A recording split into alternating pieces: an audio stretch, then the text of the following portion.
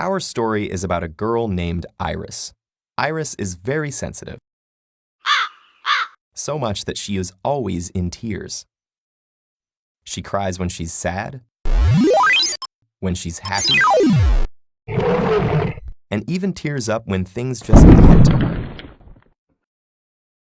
She has special lacrimal glands to make new tears and special tubes called lacrimal puncta to drain old ones away. And she cries so much that she goes through 10 ounces of tears per day, 30 gallons a year. In fact, if you look closely, you'll see that she's crying a little bit all the time. The basal tears that Iris constantly produces form a thin coating of 3 layers that cover her and keep dirt and debris away. Right next to Iris is the mucus layer, which keeps the whole thing fastened to her. On top of it is the aqueous layer, which keeps Iris hydrated, repels invasive bacteria, and protects her skin, or cornea, from damage. And finally, there is the lipid layer, an oily outer film that keeps the surface smooth for Iris to see through and prevents the other layers from evaporating. Normally, Iris goes about her day without really noticing the basal tears doing their thing.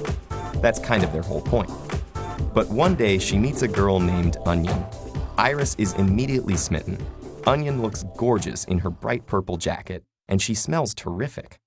So Iris invites Onion to her house for dinner. But when she comes in and takes off her jacket, something terrible happens. You see, when Onion's jacket is removed, a chemical reaction happens, converting the sulfoxides that made her smell so great into sulfenic acid, which then becomes a nasty substance with a long name.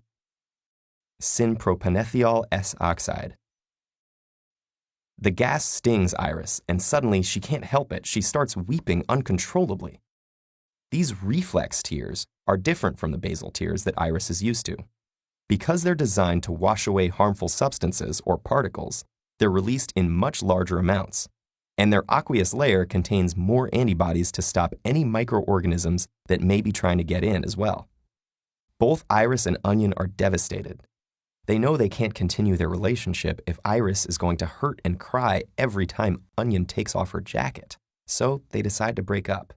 As Onion walks out the door, Iris stops crying and immediately starts again. Only now she's not crying reflex tears, but emotional tears. When someone is either too sad or too happy, it feels like a loss of control, which can be dangerous. So emotional tears are sent in to stabilize the mood as quickly as possible, along with other physical reactions such as an increased heart rate and slower breathing. But scientists still aren't sure exactly how or why the tears themselves are helpful. They may be a social mechanism to elicit sympathy or show submission.